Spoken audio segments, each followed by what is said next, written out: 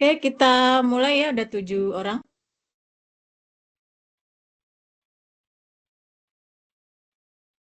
Ya. Assalamualaikum warahmatullahi wabarakatuh. Selamat Waalaikumsalam sore. warahmatullahi wabarakatuh. Kita masuk ke Tuweb 3 ya. Di sini di Tuweb 3 ini kita akan membahas ini draft karil kalian yang sudah diupload di tugas 3. Meskipun baru beberapa ya, baru 6 orang. Mbak Vera nih yang udah oke, Mas Taufik baru tadi, Mbak Sofa juga belum kirim balik ya untuk perbaikan. Iya, yang lainnya belum nih. Mbak Tiwi belum ya, tugas 3. Siti Marwah nih juga belum, Nurul Fatimah belum. Ini waktunya tinggal 4 hari ya, yang tugas 3. Kalau nggak bikin tugas Ibu. 3 nggak bisa masuk tugas 4 loh. Iya, Bu. Udah bikin, Bu, tapi belum Tuh. dikirim.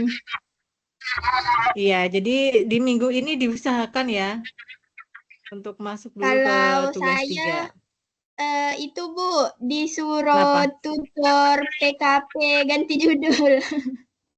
Oh, ganti judul. Tapi Iya, ganti sedikit, Bu. pokoknya yang sudah yakin aja lah judulnya apa, yang sudah ada datanya yang bisa dibuat ya. Karena Ya, habis Bu. tugas 3 langsung tugas 4 itu udah cek plagiasi. Jadi kalau bisa nggak berubah-ubah lagi gitu. Oke, mungkin di sesi ini saya mau memberi contoh ya ke kalian yang sudah membuat tugas 3. Nah, ini untuk yang pertama kita bahas punya Mbak Vera ya, yang udah oke. Yang pertama udah oke dia.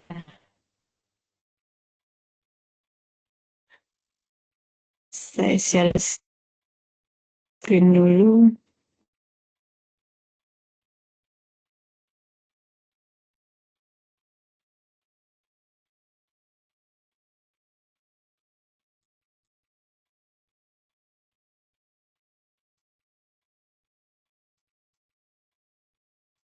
Ya, udah tampil ya. Ya, jadi untuk membuat draft karirnya, mudah aja, mudah aja. Seperti biasa dari awal judulnya ya. Judulnya kalau bisa nggak lebih dari 15 kata, nggak usah terlalu panjang gitu. Lalu dilanjutkan dengan nama. Nama ini tanpa gelar ya. Kalau ada yang sudah S1 sebelumnya, identitas penulis di sini tanpa gelar dan tidak usah mencantumkan nama dosennya, baik dosen yang bimbingan karir maupun dosen PKP-nya. Lalu setelah itu adalah institusinya, prodi apa, prodinya kalau bisa nggak usah disingkat ya, program studi gitu. Program studi apa, lalu fakultasnya apa, universitas apa. Kalau ditambahkan cabang UT-nya boleh, lalu di bawahnya adalah email gitu. Lalu habis email adalah abstrak. Nah, abstraknya rata tengah ya. Yang judulnya dia aja, yang abstraknya rata tengah. Lalu setelahnya itu single ya. Rata kanan kiri tapi spasinya single. Di sini maksimal itu 250 kata. Ya, ini 223 kata. Masih memenuhi ya. Nah, di isinya sudah saya sampaikan di pertemuan sebelumnya itu adalah gambaran singkat latar belakang, gitu kan. Lalu menyampaikan permasalahannya apa, gitu kan. Lalu perlu ada tujuannya apa, tujuan, nih. Lalu menggunakan metodenya apa. Habis metode ditambahkan apa deskripsi singkat hasilnya boleh. Ini memang terlalu panjang, tapi kalau kalian bikin lebih singkat nggak masalah. 1 sampai 2 kalimat seperti itu. Itu isi abstraknya. Lalu kata kunci. Nah, kata kunci itu semuanya huruf kecil ya.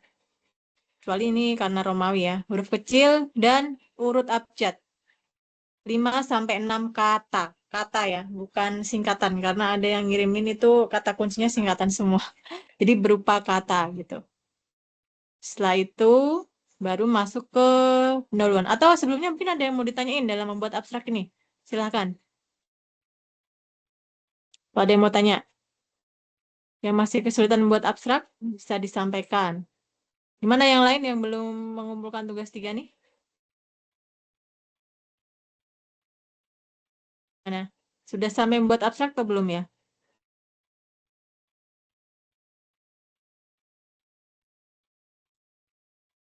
Saya sudah, Mana Bu. yang lain? Abstrak udah aman?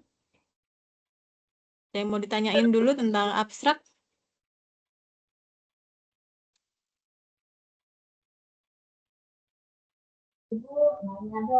Oke, itu tentang abstrak.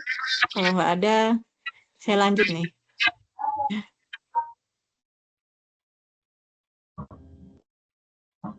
Setelah itu adalah pendahuluan ya. Nah, di pendahuluan, kalian membuat latar belakang kenapa kalian mengambil topik itu, gitu. Mengapa topik itu tuh mau diteliti. Dan tentunya dengan mengaitkan dari beberapa studi terdahulu ya. Jadi di sini kalian memang mengarang, tetapi mengarangnya harus didukung dengan referensi-referensi ilmiah dari jurnal maupun buku. Gitu. Ini terserah gimana. Kemudian dari latar belakang tersebut itu mengerucut ke permasalahan apa yang mau dikaji gitu. Boleh dalam bentuk paragraf maupun dalam kalimat tanya boleh dilanjutkan dengan tujuannya apa. Nah, mengutip dari studi terdahulu seperti ini. Nah, perhatikan pula tentang cara pengutipannya. Cara pengutipannya adalah nama terakhir, koma tahun. Titik dua pakai halaman boleh, tapi kalau pakai halaman semua. Ini di punya Mas Taufik nih ya. Kalau pakai halaman semua, nggak pakai semua. Tapi kalau saya lebih prefer nggak usah pakai halaman aja daripada ini ya, agak tambahin nyari halaman gitu. Jadi nama terakhir ya, Mas Taufik itu apa? Nama penulisnya ditulis semua lengkap.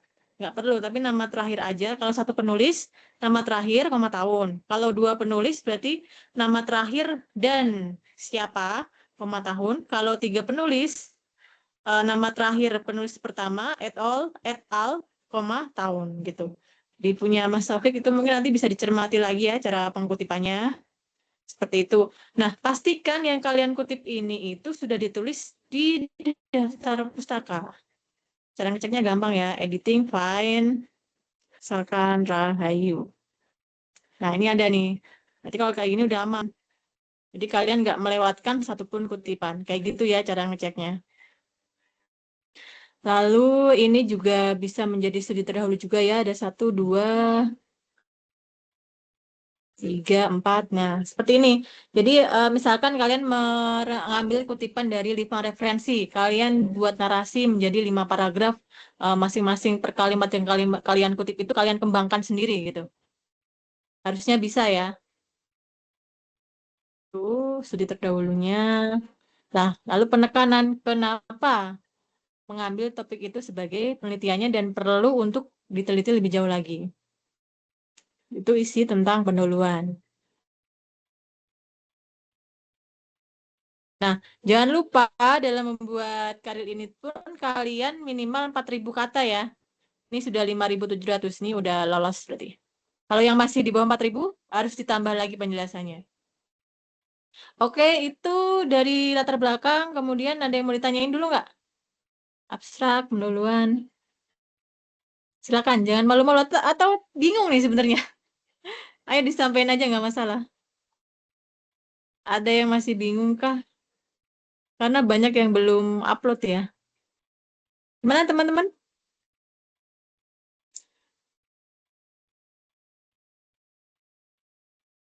Ini banyak yang belum ini. Yang sudah cuma Mbak Vera, Mas Taufik, Mbak Sofa. Iya, selebihnya belum ya. Dan waktunya tinggal 4 hari lagi. Oh iya, Mbak Mariani udah, tapi revisinya belum ya. Ditunggu revisinya segera. Ya, revisi-revisi juga waktunya tinggal 4 hari ya. Untuk bisa segera diupload. Karena kalau sudah lewat batas waktunya, linknya akan ditutup sama admin, sama sistemnya. Oke, saya lanjut dulu ya. Itu tentang pendahuluan. Lalu, metode. Nah, dijelaskan penelitiannya apa. Kalau pakai PTK, ya dijelaskan pakai PTK gitu ya. Ini. Oh iya, ini mungkin Mbak Vera kelupaan nih. Ini tahun berapa nih Chemist and Tagatnya nih? Ya ada tahunnya nih. Kalau mengkutip, jangan lupa nama terus tahunnya dicantumkan. Vera masih menyimak? Kasih Ibu. Ini menjelaskan tentang pakai penelitian apa, metodenya,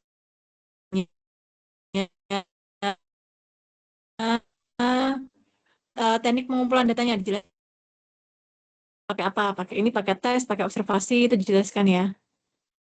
Wawancara, dokumentasi, teknik pengumpulan datanya, lalu jenis datanya dijelaskan. Nah, di sini untuk analisis datanya memang tidak dijelaskan menggunakan rumus, tapi dalam beberapa paragraf itu pun bisa ya. Nah, ini datanya kuantitatif, kualitatif. Lalu gimana caranya untuk menganalisis nih? Datanya digunakan dengan melihat perubahan nilai rata-rata. Jadi dijelaskan. Walau kualitatif, nih dilihat dari pertahapan. Nah, seperti ini jelaskan secara paragraf juga boleh, atau kalau mau pakai rumus yang statistik itu juga boleh. Oh, tadi analisisnya menggunakan statistik deskriptif. Boleh kalau yang model seperti ini pun juga boleh. Oke, dari metode ada yang mau ditanya?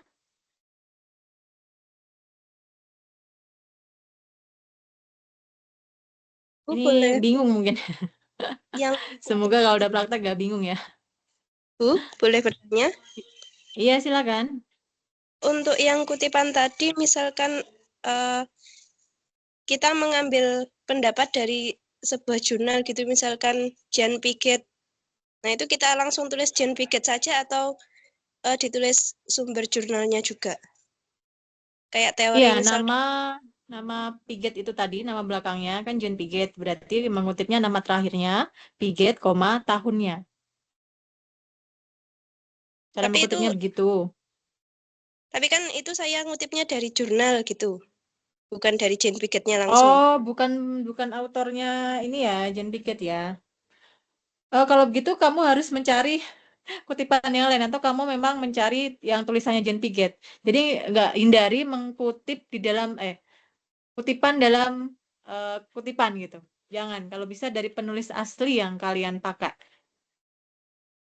gitu Baik, ya. Bu. Kan kalau Jean Piaget itu mungkin kalau kamu baca di daftar pustaka jurnal yang kamu baca mungkin ada, kamu bisa telusuri. Kalau ketemu maka itu yang dipakai.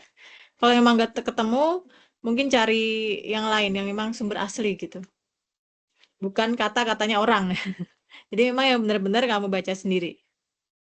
Begitu. Ada lagi yang mau ditanya silakan.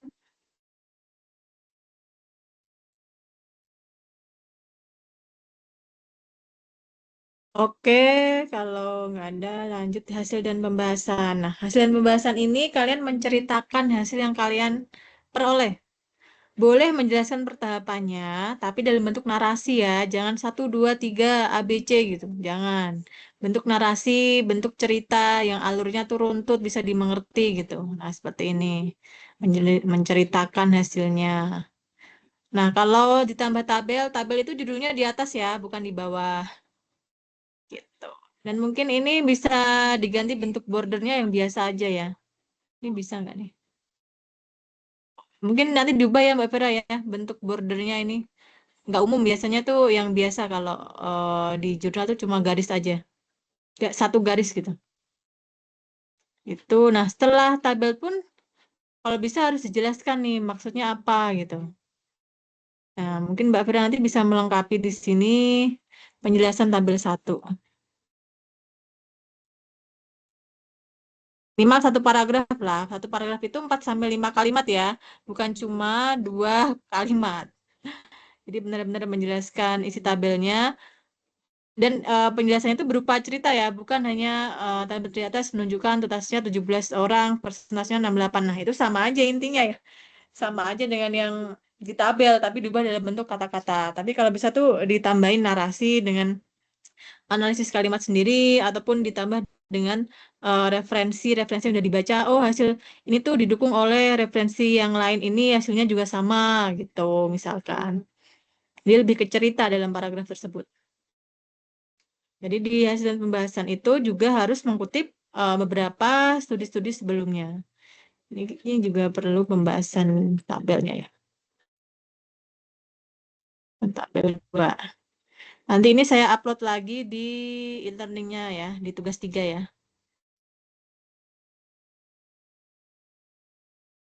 Pokoknya di hasil pembahasan itu bobotnya harus lebih banyak daripada latar belakang. Jadi misal kalian latar belakangnya 2 halaman atau 1000 kata, maka di pembahasan itu harus 2000 kata. Karena pembahasan itu harus lebih banyak isinya daripada pengantar ya, atau latar belakang.